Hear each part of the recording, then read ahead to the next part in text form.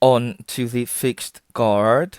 So we have fastened the vacuum adapter onto the dust extraction outlet, onto the latches, onto the fixed guard with 2 screws. And prior to this, connected directly a suitable vacuum hose to the adapter. The bevel capacity of the circular saw is anywhere between 0 to 45 degrees, and to use this we need to turn the base plate bevel lock in an anti-clockwise direction to loosen the angle scale. The base plate angle scale reads anywhere between 0 to 45 degrees. Tilt the base plate away from the tool until the required cutting angle is adjusted on the angle scale, and then subsequently tighten the bevel lock by turning it in a clockwise direction. Do not use the depth of cut scale when making bevel cuts due to the possible inaccuracy. Here, the bevel cut is set at 45 degrees, and you can see that the base plate is tilted away from the tool. Suffice to say, the bevel cut capacity is anywhere between 0 to 45 degrees. You can cut 0 degrees, 15 degrees, 30 degrees, and 45 degrees on the bevel, okay? So basically just undo the bevel lock anti-clockwise, toggle through the angles that, meets your bespoke requirements, then, to turn the bevel lock clockwise to secure or confirm the angle that you want to, cut through. And for the depth of cut, if we lift the lower guard lever to reveal the lower blade guard, it reveals the blade, and when we visually inspect the blade, we can see that the blade is too far out, from the base plate. And that's because we do not need all of that, blade protruding from the base plate if we're just cutting, a hardwood plywood of about 12 mil. And here you can see that, the blade protrudes from the base plate, so the depth of cut is definitely greater than 12 mil, which is the hardwood plywood's thickness that we want to cut through. To reduce the depth of cut to 12 mil or 15 mil, we lift the depth of cut lock lever and raise the saw body away from the base plate. And straight away on visual inspection, we can see that the depth of cut skill's limit is up to 65 mil. Okay, that's the upper threshold value range. Okay, so what we want to do is to set the depth of cut with the skill to about 12 mil, which is the thickness of the hardwood plywood that we want to cut. Okay, best practice would be to always add 3 mil to the depth of cut so that the blade can comfortably cut through the material. So although we want to cut 12 mil on the hardwood plywood, we will be adding 3 mil to the 12 mil, which gives us 15 mil, okay, so that the saw blade can easily cut through the hardwood plywood, okay. And so here I will be reducing the maximum degree from 65 to about 15 degrees on the scale. And so this is what 15 degrees looks like. Initially it was 65 degrees, and you can see that it's got too much clearance. So I'm going to reduce that to 15 degrees on the scale. And once it's 15 degrees on the scale, I will push down the lever down to lock in position. And so the cutting capacity for the blade at 90 degrees is 65 mil, and if you have the cutting angle to 45 degrees, it can only cut up to 45 mil. Suffice to say, if you set the depth of cut to 65 mil on the scale, it would provide a cutting capacity clearance of 65 mil below the base plate at 90 degrees. 45 mil on the scale will yield a cutting capacity clearance of 45 mil below the base plate, and at 0 mil the cutting capacity below the base plate is significantly reduced. And so basically we have set the depth of cut in line with the thickness of the hardwood plywood that we want to cut. If you don't know the thickness of the material that you want to cut, just set, the blade beside the thickness of the material directly, just underneath the base plate, and then subsequently adjust the depth of cut scale accordingly. And once you have set the depth of cut, just slightly beneath the thickness of the material, push the lever down to lock the depth of cut into position. Before you proceed with this operation, make sure that you're wearing the appropriate safety glasses, an approved face mask, and ear protection. For health and safety reasons, you don't want damage to your hearing, you don't want respiratory issues or, getting carcinogens into your respiratory tract. So protect your eyes from foreign object debris. Health and safety is very important. The next step of the process would be to carry out a risk assessment with regards to slip and trips. The next step of the process would be to cut in line with the markings on the underside. Set the base plate of the working tool on the underside of the plywood, right at the lines or the markings. Get the saw blade spinning right before it engages the plywood whilst the base plate, is sat flush on the underside of the plywood. Do not start the working tool right where the saw blade engages the wood. Always hold your saw firmly with both hands when operating. You need steady hands when trying to cut through the hardwood plywood. Your switch is locked off to prevent accidental starting. Your working tool has got a safety on and off switch. Firstly, depress the lock off button and then subsequently depress the on and off switch. After depressing the on and off switch, release your hands from the lock off button. The switch is now on from here onwards. To switch off, just release your hands from the on and off switch.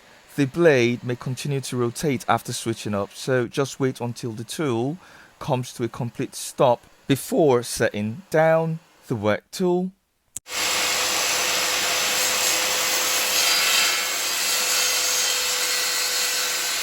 Ensure that the saw blade is not in the way of the cord or wire and that you're slightly offset, from the working tool when cutting through the plywood. The most probable root cause of why the saw blade has stalled or binded is because it has deviated from its line of cut or wavered during the cutting process. Suffice to say, cutting at an angle. Or it could be that, the work tool was leaning on either side of the cut work pieces, where we were trying to make diagonal cuts, thereby cutting binding. If this happens, do not pull the work tool, from the wood piece. As earlier highlighted, just release your hands from the on and off switch. Like I said, the blade may continue to rotate after switching off. Just pretty much wait until the tool comes to a complete halt or stop before setting down, okay? After which, you can reposition, the working tool, along its line of travel or linear travel, okay, ensuring that the blade doesn't rest on the wood and it's free spinning, whilst you're trying to retrace its line of travel. You can start at, at the very initial position where you started making your diagonal cuts, or you can start off at the position where the saw blade stalled, but if you're experiencing difficulties from the stalled position, you can start from the initial position and retrace your line of travel all the way through whilst making your diagonal cuts. So I will replicate the process of cutting through your plywood when you're halfway through. So here you can see that I'm providing enough room for the saw blade to spin prior to cutting halfway through the plywood. At this stage, I have ascertained that the blade isn't angled and it's free spinning, so I'll proceed to finish off the cut, as I am pretty confident that the saw blade would not be latching or cutting into the sandwiched sides of the hardwood plywood. Just make sure there's enough room and it's not picking on the sides of the plywood before you proceed to finish off your cut through the cut line.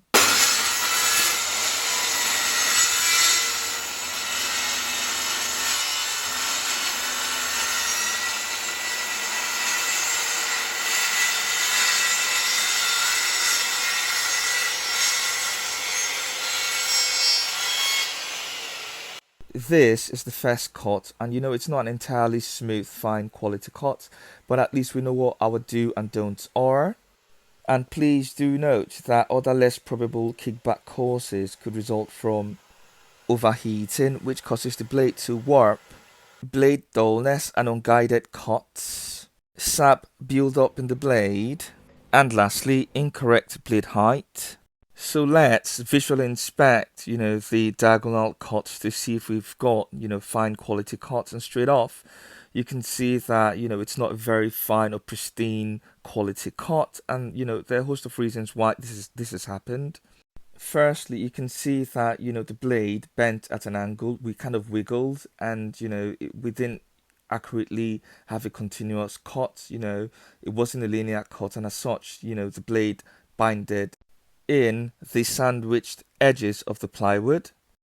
Secondly, the blade selection isn't spot on, okay? We have selected a ripping blade here, which is much suited for ripping applications as opposed to applications for veneers like your plywood.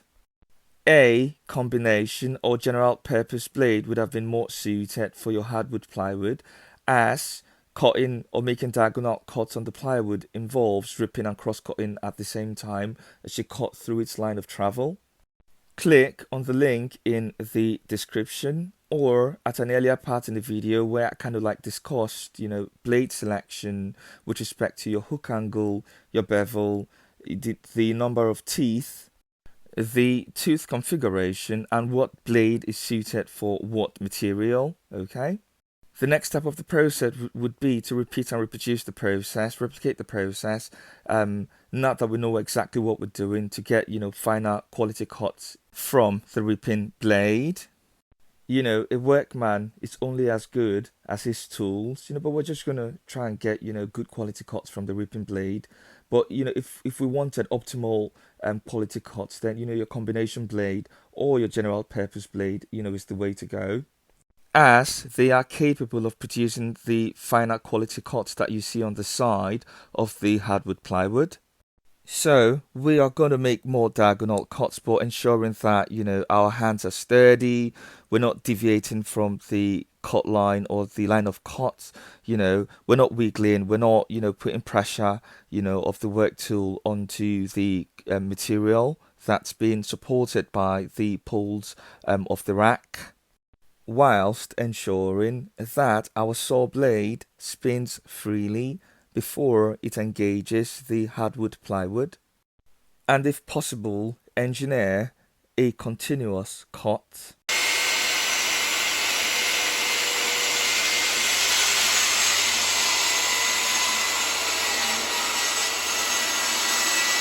So the next step of the process would be to replicate and run the saw blade through each subsequent work piece line of travel.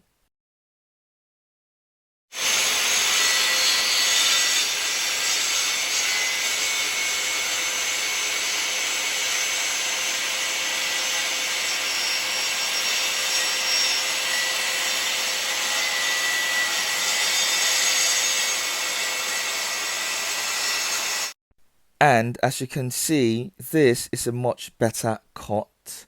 So we're going to replicate the process again and cut this hardwood plywood into 4 pieces diagonally, from both ends.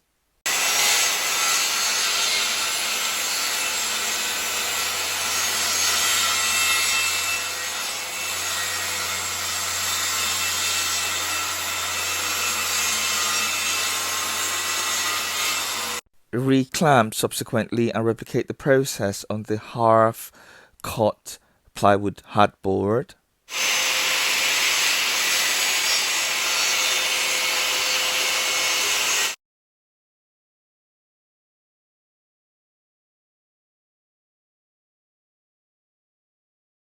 And like I said previously, make good use of your safety lock-off button, okay, to prevent accidental starting.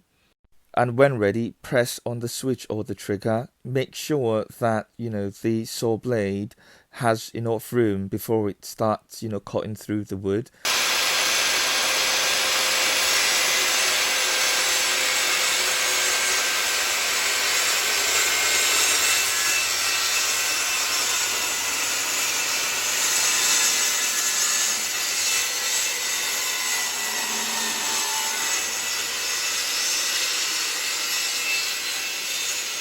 and cut linearly continuously along its line of travel, or along the pencil mark that you've lined up on the hardwood plywood.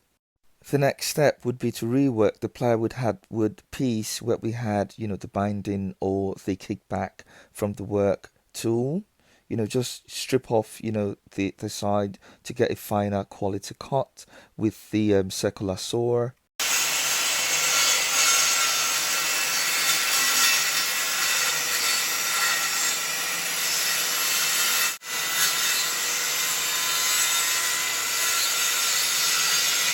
And trust me, this stripped off bit is not the best looking piece on camera, but it looks a lot better, in person when you actually visually inspect, the stripped off piece.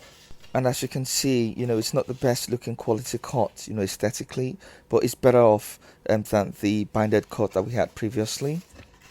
At best, the blade has just done is slightly below par of medium cross cutting and ripping, of the hardwood plywood.